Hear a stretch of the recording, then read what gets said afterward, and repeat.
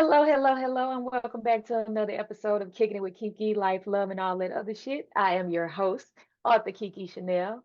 I am also a certified life coach that specializes in mindset and personal growth. The overall theme for Kicking It with KeKe is to change our mindset so that we can live a more abundant life. Today, I'm joined with a very special guest, but y'all already know how I do. I like to give my guests the opportunity to introduce themselves. So I'll turn it over to Dr. Pillard. Go ahead and tell the people who you are and what you do. Thank you for coming to Hi. kick it with me. Oh, thank you. Thank you for having me as a guest. I feel so special to be on your show. Yay. My name is Dr. Enola Pillard. I'm a hairstylist of many years. I'm an educator, life coach, certified life coach, a holistic hair practitioner, author. I have a little list. I just became a licensed chaplain, about to become a licensed Christian counselor. So I have a few notches under my belt. So I'm so excited. I'm excited for you. That's a great resume. I love to hear it. I love to hear it. Okay, so before we get into all things you, I always ask my guests the questions about mindset and personal development because this is the overall theme for Kicking It with Kiki. So when you think about mindset, how do you believe that it is important to our day-to-day life? Well, it is very important to our day-to-day life to own purpose, set your mind to win across the board in every area of your life. When you do walk by what you see, it does look like everything's impossible, look like you're at the end of your rope, look like you're moving fast but not doing anything. So you have to on purpose set your mind that you're going to win that day, and you're going to speak positive affirmations over yourself, not waiting for someone to see what's great in you, but already know in connected with your knower that you are great and you're gonna win. Absolutely. I love that because people people are, I guess we're hard on ourselves, so we don't really think about the things that we think about. It Yeah. influences how we interact with our family, our friends, co-workers, and all of that. So I believe that, first having a attitude of gratitude, be grateful for each day that you're blessed to see because somebody didn't make it. So I always give thanks in the morning, all throughout the day, because I talk to God. It's like my best friend. So I'm like, Yeah. okay, God.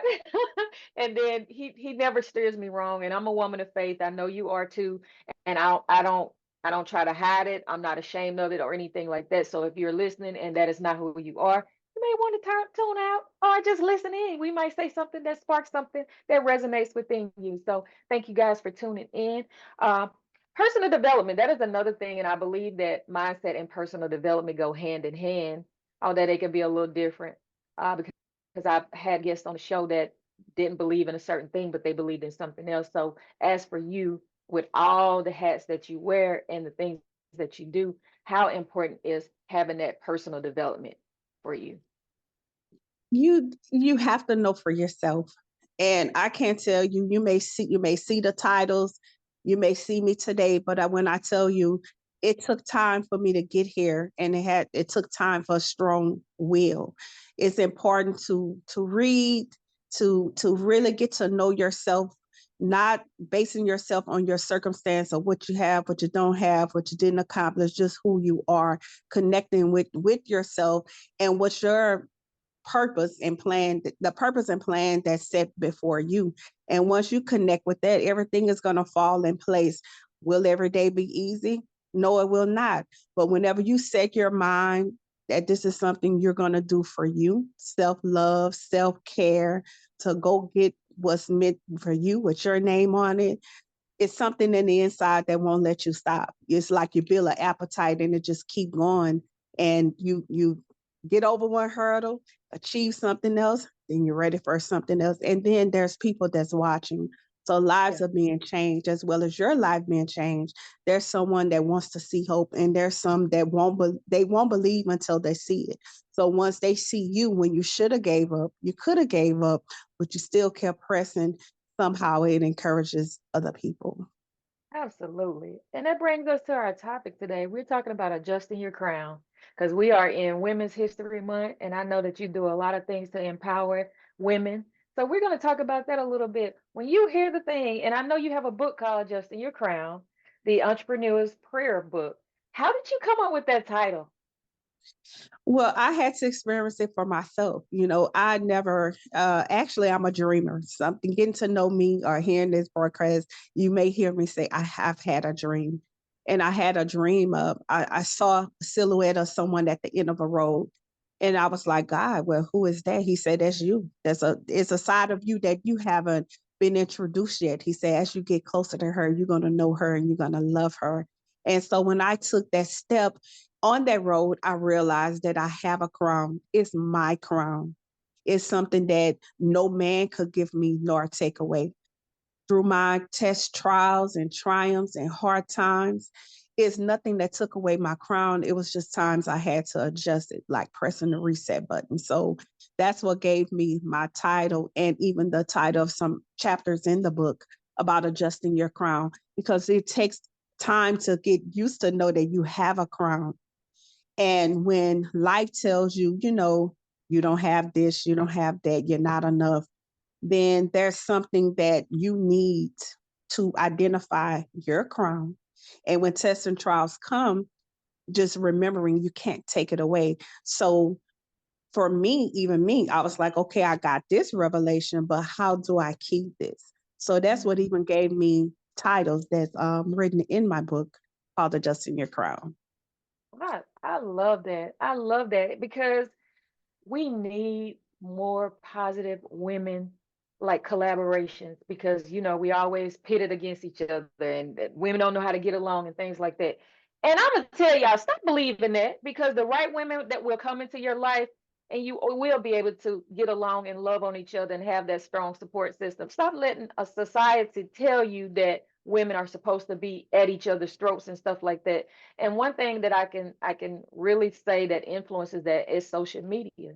So how do you feel that social media plays a big part in how we adjust our crown, so to speak, for as women, especially women of color, because that's one of the stereotypes that we don't know how to get along. What can you say about that?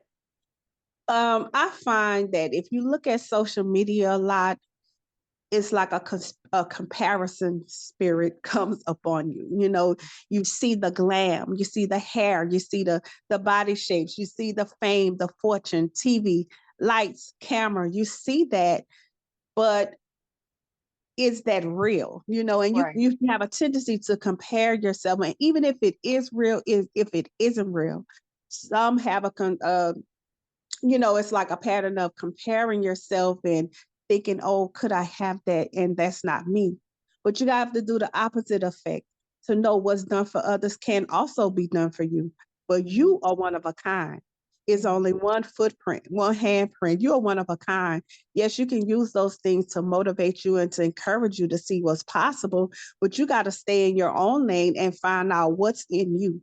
Just as well, there's greatness in others, there's greatness within you. But we have to stop looking at social media and just thinking, oh, I want to be there. How can I be that?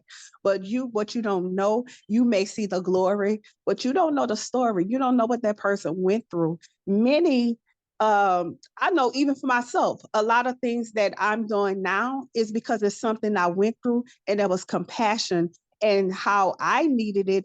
And it gave me compassion for someone that's going through the same thing to reach out Mhm. to them. So we have to stop comparing, stop thinking we're not enough, and not look at those things through the eyeglass of, am I good enough? Am I not? But look at those things to motivate us to see what's within us. Look at the person in the mirror to see what's great within us. Absolutely. I love that where you talking about the comparison spirit because I found myself comparing myself like in my early teens and I didn't like the person that I was becoming. So I was like, you know what? I don't want to be like anybody else. I want to be like me. God made me different for a reason. Like you said, we are not supposed to be the same. Although we have same tendencies and like-minded individuals will come to our lives, we should want to be the best version of ourselves that we possibly can. And that goes for me. I try my best to learn something new every day. I feel like that is necessary to make sure that you continue to elevate your mind so that you won't get stuck in that stigma of social media and the negative side. And I like how you put that positive spin on it. Yeah, look at those things as motivation, not comparison. So I love that. Yes, most definitely. And some things you do, you won't even understand, maybe 2 years ago, 3 years ago, you took a class or you went to a retreat or something you did and you didn't understand. And it may be years later that you now understand this is why you did that. And most of the time, it ain't even for you, it's to help someone else, to have patience and guide someone else. I had the privilege of taking a Toastmasters class to learn how to speak publicly and etiquette. And I was amongst this morning, I had the privilege to be among some teens that was on a podcast. And it was just so wonderful to see how intelligent they are. But then right then I realized some of the things that I learned in that Toastmaster class that I can share with them that they don't have to pay for, that I can give to them and share with them to even be greater and even to be better. And that could be our next news broadcasters. You just never know. But it comes together and it all makes sense. And you begin to feel great. And like I said, connect with your knower. What do you know inside? Because sometimes we don't realize how we look for the pats on the back to say, oh, you're beautiful, or notice your hair. Oh, you did something different with your hair. Your hair is cute. Oh, that perfume smells so good. And that's wonderful. I love complimenting people. But I realized that I can't get so caught up into looking for those things, because when it stopped, when the music stopped, will I still believe that I'm beautiful, that I'm Mhm. unique, that I'm different? It's something you have to know. You got to connect with your knower on the inside. Absolutely. I love that. I love that. I got really good goosebumps. Oh my goodness. This is so good. Listen, y'all, it is so important to get to know who you are. And that starts with self-love. And I just released a memoir at the beginning of the year, and it's my personal journey of self-love because I didn't always love myself. I felt like when my grandmother passed away, I was 8 years old at the time. I felt like all of the love that I was getting went when she left me. Yeah. So I allowed different people and different things to cloud my judgment or my mind to make me believe that I wasn't good enough and nobody loved me because she was no longer here. I thank God for deliverance from that mindset because I could have stayed stuck in that and been in a totally different place than what I am right now. So sometimes we have to get out of our own minds and be mindful of the things that we feed ourselves, careful what we absorb mentally, emotionally, physically, and all of that plays a part in it because I feel like if you're at a point where you're weak in one area and if you don't have someone in your circle that's strong in that area that can help build you up and you build them up, it's time to do something different. And it's okay that you have history with these people and they may be related to you by blood. That still does not make it right. If someone treats you like you are less than or not enough, it's time to move around and it's okay to say, you know what, I'm putting myself first. So, how important do you believe that putting yourself first plays in the mindset, the personal growth, and adjusting your crown?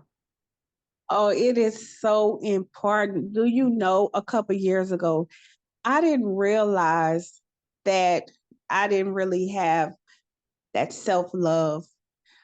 Everything was connected to somebody else, their happiness, and if they got what they need. But I realized that I can have desires and needs and love myself too. And I didn't even realize that.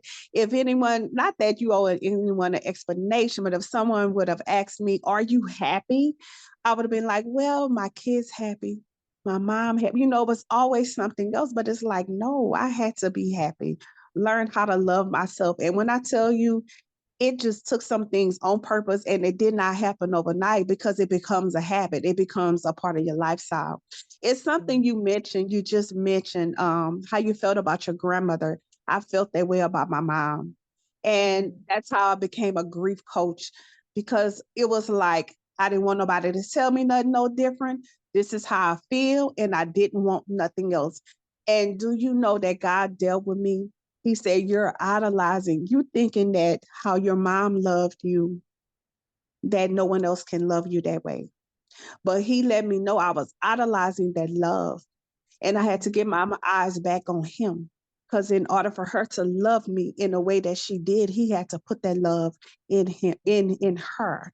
And I Yes. believe that even if she could have came back and talked to me, she would have told me the absolute same thing.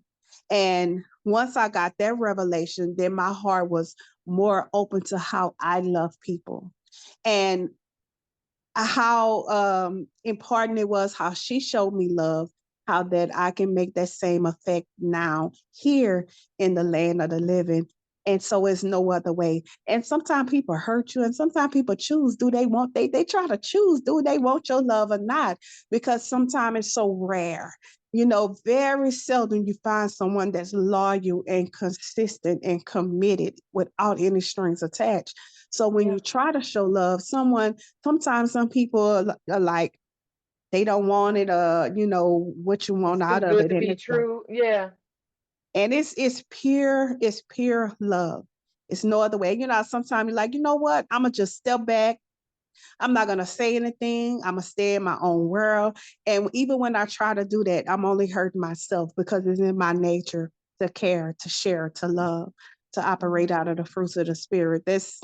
That's just what I know. That's how I was brought up. So that's my foundation. And that's all I can go back to. Even when I'm mistreated, even when I'm rejected, even when I'm misunderstood, I always go back to that foundation. So when you said that about your grandma, there was something that that just it gave me chills because Yeah. I understand your words and what you meant by that. Yes, ma'am. And I'm a firm believer that you don't have to hold that love in for people who hurt you. It's somebody out there that needs that love, that needs to see that you're a genuine person, that needs to see that there's no strings attached, that needs to know that this person really genuinely loves me and cares about me, and they don't want anything from me but for me to be the best that I can possibly be. So that's how I raise my kids to make sure that they see themselves the way that I see them. And Yes, my son, he just turned 15 in December, and he's in high school, so he's at that age where he's impressionable, and it's all about choices that you make because they will follow you. And like you said earlier, someone is always watching. So I'm trying to instill in him to be the best that you can be, show up for yourself so that others can see that you are a reliable person. If they need you, they know that, hey, I can go to Lewis and he'll be there for me because he shows up like that. And yes, he may not say too much, but he listens. He takes it all in. I realize that he has my mannerism because we lean our head to the side. That means we taking it all in. And I watch him, and I'm like, dang, that's my baby for real, because he does that. Yes. So I believe that when we operate in our purpose, that we know that it's bigger than us. It's for other people. yes. So let's talk about that a little bit. When you operate in your purpose, and you will know it, that it's bigger than you. It's way much bigger than you. Yes, and you know what? I love what you just said. Because even to answer your question, even my kids, I love when I hear them, speaking to someone and they're like, oh no, mama, we don't play that. My mom, oh no, the boys bring out the trash. Oh no, my mama don't play that. We don't leave with the bed unmade. So sometimes you feel as a mother, like, do I know enough? Am I the mother I'm called to be? But when you hear them saying those things, it's like your heart start dancing because you Yes. know that they are soaking it in. But what I've been, Kiki, what I've been realizing is how we react and how we relate to certain things. Don't be so quick to respond, react and respond. Yes. Because as you met, everybody don't hate you. Everybody ain't against you. Ain't everybody don't want to see you fall. You will meet. I mean, I could feel when I met you, even at the book signing, I felt the genuine, like, even though we were tables down from one another, every time Mhm. you peek through, and I'm like, oh my God, I love what I feel in this atmosphere. Because you will Yes, be around same. like-minded people. And it's like, yes, like this is real and I'm walking to it. How sometimes like maybe years ago you just felt it's something I need, it's something I want to do. I just want Mhm. to live out loud and to see that we're actually doing it. And I'm so glad that you have this podcast because do you know there's some that they won't speak because they don't know how to put it into words. But even with you Yeah. having this podcast, they're able to, you may be the only Bible they see or they hear. Mm. Mm. You know, maybe they're not ready. So I know there's times I just wasn't ready to talk about it.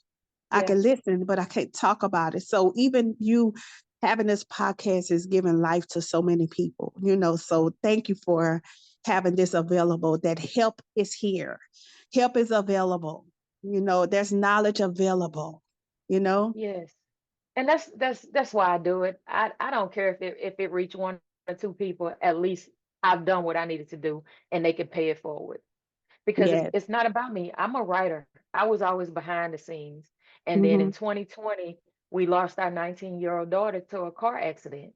And, Wow. right before COVID, she was coming home from college. It didn't happen that way, but she was going to Grambling, but she was, helping another friend move from the University of Lafayette and had a car accident. She didn't make it, and everything just shut down. So Wow. I'm like, I had been talking about, because this all started as a blog. So I was writing, and then here we go. We could go live on Instagram. So I was like, okay, so let me just take my thoughts and the things that I write about and talk about them on Instagram. See if people want to come up, be guests and stuff like that. And it kicked off and it just ran. People was inboxing me and saying, hey, I want to come be a guest on your show. And that was a part of my healing Wow. because grief, it comes on you like a wave. One day you might be fine, the next day you might not want to get out of bed. And the fact that she was, in the prime of her life and just was here one minute and gone the next. And I'm like, how would she want me to continue on? Because she was so full of life. She was the one that like poured into everybody and made them feel like, you know, they could do anything. So, and I get a little teary Yes. eyed when I talk about her. Excuse me. It's okay. it It's just it okay. just helped me heal a little bit. And I Yes. had to realize that in order for me to heal, I had to stop carrying other people's pain. Yes. And I didn't know that you was a grief coach. So let's talk about how you got into becoming a grief coach. And I know you spoke a little bit about, when your mom passed, but um it's needed because people are going through so much grief and loss and they don't know who to turn to because if they're part of a family that's experiencing the same grief and loss, they don't know who to talk to. So how did you Yes. get into being a grief coach? When I went to life coaching school, so you're a life coach, you're a certified life coach. So you're not just claiming it, you actually went to school, took the lessons, and learned. You know, day Yeah. one, you want to be a coach, well, you about to be coach. So I really went into life coaching thinking, I know I give good advice, I can help people and get this notch under my belt, and this is gonna be all good. Oh no, the mirror was, Totally different. I had to look at the man in the mirror. And then I Mhm. realized I didn't get past that I don't have a mom or dad. What do you mean? Like, everybody have a mom or dad. You have a mom and a dad. You're supposed to graduate. They see you get married. They are grandma, grandpas, play with your kids. This is what's supposed to be. My dad died when I was 8, and my mom died in 2013. And so when I had to deal with my own grief, it was a pause. And I literally told God, I'm not going back. He said, oh, but you Mm. was the one that told me, send me and I'll go. Lead me and I'll follow. He said, so get back to class. And I put in the work. I went back to class. And I was crying yesterday. Do I cry? Mm. Yes, I cried. But Mhm. it's a different cry. So when I had to embrace it myself, and I had people I met with weekly, so when you go for coaching, you meet with Mhm. the other coaches. Mhm. So it was like I had a covering with me, but I thought about those that don't have a covering or they feel something and they can't even identify. And you know what I realized? There's different type of griefs. It's not just losing a loved one. It's getting laid off on a job, Mhm. losing your home, giving Mhm. your best to something and it failed. There's so Mhm. many different types of grief. And Right. so me embracing my own, it just gave me that passion, how I can help someone. I also do hair at the funeral home. Mm. Sometimes it's 5 and 6 bodies in there. And I'm like, wow, that's somebody's son. That's Mhm. somebody grandmother. That's somebody daddy. And sometimes they're like, can you do this one? Can you do another? And I'll be like, yes. Because I would want somebody to step in, for me. There's a Absolutely. chapter in my book. I talk about one of my cousins that passed away. And when I tell you, it was literally nowhere to stand, nowhere to park. And I'm like, who is this woman that speaks from her grave? Everybody said the same thing about her. And so in the book, I talk about if when it's your time, what would they say about you? Mm. Were you nice? Were you kind? People from her job, white, black, young, old, in the church, everybody said the same thing. So it helped me to take a pause to know what type of effect or what people say or think of me when they see me. So it Yes. just helped me to embrace that person that was on that road to walk closer to her.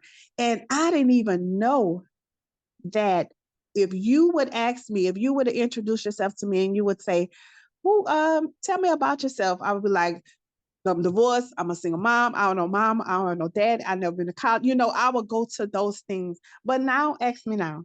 Because Oh when yeah. I got closer to her, I didn't know that she was a doctor. I didn't know that she would speak at graduations. I didn't know that she would become a doctorate, have a doctorate in 4 different degrees. I didn't know. But besides that, I can actually look myself in the mirror. Do you know one time I couldn't look at myself in the mirror because my Mhm. abuser would always go to hit my face, beat that face up, beat me up, hurt me, and tell me what I'm not. Do you know I've realized in life coaching school that I believe what my abuser said? Mhm. So I had to bit by bit dismantle that. I am enough. I am not a bitch. Mhm. I am worthy. I do Mhm. have an opinion. I do matter. So it's so many layers that have to Yeah. be peeled back. So when somebody, if you see me smiling, you better let me smile. If I have a penny, that's my penny. I work for it. I earn it. As I mentioned, people see your glory. Like I'll see you, and I'm like, oh my God, this is so great. But to know your purpose, Yeah. to know Yep. your purpose. I had another dream, like what you're mentioning about your daughter. My mom and dad, they're both in the same graveyard, and there was a palm tree by their grave. And I said, "Well, God, what are you telling me?" He said, "You look a palm tree. A palm tree means prosperity, a continued Mm. growth. It means love, and in Hawaii, it means mother." He said, Yeah. "When you go to the graveyard, don't look at the grave, look at the tree." He said, Wow. he said the different things, the lives they touch, the lives they bless. He said, look at the tree. He said, he was reminding me about in the Old Testament when great things happen, they always set up a memorial and they named that place. He said, they left, your mom and dad left some shoes behind. He said, and I want you to put those shoes on, carry out their legacy. Don't let that love start there. The love, sharing, caring, giving, going the extra mile. And so when you see me, even you see me here, I'm here because I think about the tree. Mm. Wow. I think about the tree and it I keeps love how me. you just talk about that. I like that just gave me a great revelation. Don't see them being gone. See the things that they stood for and the the lives that they touched. And that just gave wow. Wow. And in life coaching school, like the last final finale, we got away one weekend. There was no sidebar conversations, no text messages, no phone, none of that. And one of the last exercises, it was someone that stood in front of me. I held their hand and I closed my eyes. And that was that chance I had to talk to my dad. Now, with my mom, it was a cry that had never came out. So Oh. it was that holler, scream. I mean, that was my getting it out with her. But with my dad, I needed to talk to him. Mhm. Mhm. And so a person stood in front of me. I held their hand and I closed my eyes. And I imagined that, in my mind, that was him. That was the exercise we did. And Mhm. so I was like, why did you leave me so soon? Why my siblings have stories about you and I can't join in because I was so young? And do you know all I can hear? But I'm proud of you. And I was like, but what, I'm thinking in my mind, but what did you like to eat? What was your favorite shows? What was your favorite color? But all I kept hearing is, I'm proud of you. So that's Wow. what stays with me.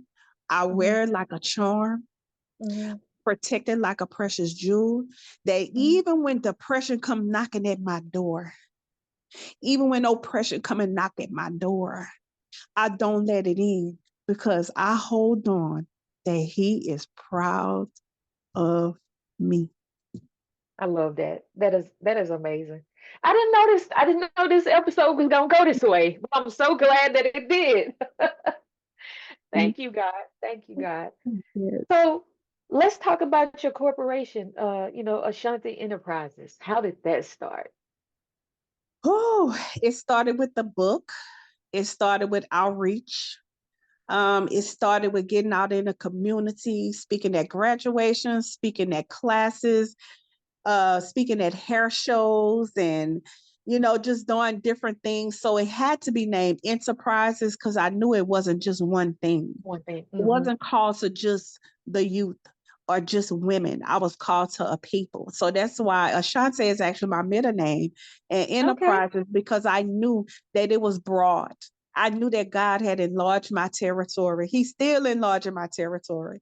So Hmm. that's why it's Ashanti Enterprises. And it's so much more, so much that came out of it. I still don't know it, putting the pieces of the puzzle in, but I love that God gave me as a gift Ashante Enterprises. I love the name. It's amazing. It is amazing. Uh, And and I can just hearing you talk about it and seeing your face light up about it. I know that it's dear and near to your heart, and I know that it's gonna do amazing things. It's already doing amazing things because you are amazing. And I'm glad you said what you said because you know how you go to different events and you don't connect with everybody, but it was like a few people that I just was like, dang, I gotta have them on the podcast. Cause I didn't get a chance to go around and speak to everybody, but it was just something about you. It was something about Samaj J, then Tanisha. And I was Uh-huh. like, I got to get them on the show. And shout out to Nadia because that was an amazing event. I've met some amazing people by going to her events and things like, and she's an amazing person. So Yes. I'm just glad that we were able, because this has been a long time coming. Yes. It seems like every time we get ready to record, something comes up, or we just, busy or whatever. But I'm so glad that we were able to do it. And I know that you are an author strategy coach. So I'm an author coach as well. So I help people bring their books to publication and things like that. I also help them, guide them through the process. So how did you get into being a strategy coach for authors? Well, at the different author events, or even people would inbox me or they see me. I remember you. You was on this radio show. I remember you was on this TV show. And the first thing they'll tell me is, I have a book. I wrote it. I don't know what to do. Or I want to tell my story. Or I have this gift, in mathematics and I want to help you. And it's the people that told me what they needed. And there's many books I feel I've written enough, even if I've written one, it's like how many people have to come to me, telling me I want to write a book. I don't know how to get started for me to realize something needs to be done. Yes, there's much more to learn, but I know enough to be able to help someone to press that start button where maybe this time next year they'll be on a show doing the same thing as one of the best-selling authors, so that's what gave me the idea to become an author strategy coach. I love that. I love that. And I'm all about helping people because when I started in 2012 and I didn't have help. I had to do all of the research. I got burned by a company that I went to, paid them all this money, and my book was flawed. I don't really talk about that because I could have allowed that to stop me, but I took that as fuel and I learned and learned. And then more people would, like you say, get in the inbox or reach out and say, how did you get started? I want to write. What do I do? And so that's how I got into it. So people are always watching. People are lazy too because they don't want to do the research. Let's just Hmm. put it out there. So I have met some amazing people and helped them become amazing authors, and they are just helping other people. So it's like the cycle is continuing. Like, I'm gonna teach you how to do it so that you can teach somebody else to do it. You will always have me if you need me, but you can always teach somebody how to do it. It's enough for everybody to go around. And the people that may want to work with you may not want to work with me, and it's okay. Yes. So I just love the fact that, you have that zeal for helping people, and you're not afraid to share the knowledge, because some people act like it's going to hurt them to tell you one thing that can keep you from spending tons of money or going through all of this stuff that you don't have to go through. So the importance of paying it forward. What do you feel about that? Oh my God. I didn't realize it till someone paid it for me. I actually was in a grocery store, and to be honest, I really heading to the store, I was trying to figure out, okay, if I get this, if I get some ground meat, a big pack of ground meat, I can do chili dogs, I can do this. I trying to see I can stretch what I had. Do you know, I walked in the store and it was someone that recognized me and they didn't say anything. I got my grocery, and when I went in the line, the lady came up to me. She said, I noticed you when you walked in the store. She said, I stayed here for you. She said, and I'm paying for your groceries. Wow. Mm. I knew. Now, when you're in your car, nobody's in your car. You're not even talking aloud. You're thinking in your mind, and that happens. Who, Mhm. who can take the credit for that? Only who can get the glory for that? Right. God. And I'm like, oh my God. So to have it done for me, that just I'm just open. Look, I'm so hungry to God has to really restrain me and say, child, that's not your assignment. Okay. Yeah. He has to restrain me. And I'm an educator at a beauty college. And if you tell me you ask me, what is the most hardest thing about being an educator? For me to tie my heart. I love each and every one of them, to keep the tears from being held back, from trying to, from even want to do the work for them. Like Mhm. that's the hardest thing because I love people. I Mhm. love being a light. I love sharing. Oh my God. It's amazing. But to have it done for you, that's what gave me the passion about paying it forward for someone else. Absolutely. I love that. I love that. So, how can people connect with you? Where do you hang out? I know a busy woman and you have a lot of hats that you wear. So, how can listeners connect with you? They can connect with me on my web. I have a website. It's AshanteEnterprises.com. Instagram is Ashante Enterprises. So it's pretty much the same thing. On Facebook is Enola Pillard. If you're in the local area of Lafayette, I work at Noel's Barber Lounge. If you're here in the area, I even have some of my books on hand there at the shop. So that's where they can find me. Any hair show, any networking event, any marketing event, you'll see my face in the place. Because sometimes I feel I'm not even going to get the knowledge from me. It's going for someone else. So yes, that's where they can find me. Absolutely. I love it. And guys, all of her information will be in the show notes so you don't have an excuse. Connect with this wonderful woman. Um, so what's next? What's next for you? Wow. I have a few book projects that's coming up. I will be educating in Charlotte sometime coming up. I will be graduating soon, as I mentioned, as a Christian counselor.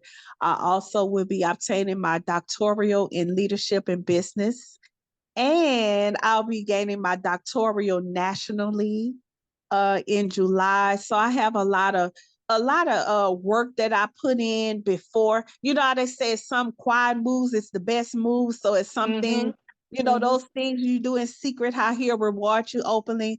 So this coming months and weeks, that's what's, hard work I put in before is about to come forth. I have another children's book on sickle cell awareness that's coming out. I'm so excited about that. I have a few journals on grief, on the author coaching.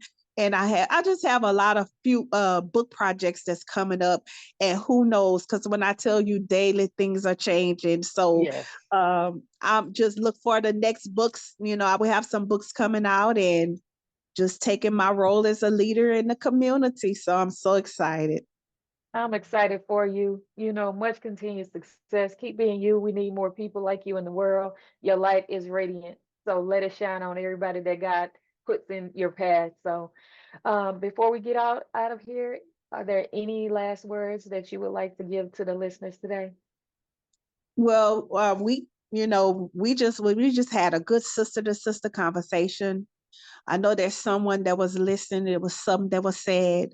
Um, you got the opportunity to hear from two voices of women that love God, love people, that's here, ready to help, to give, care, and share.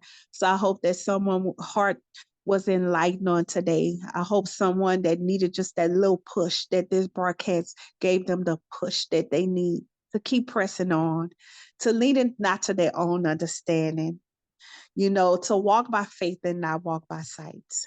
That somebody's going to grab hold to faith on today, grab hold to hope, and grab hold and let it be an anchor, that every step they take, they're not taking it alone.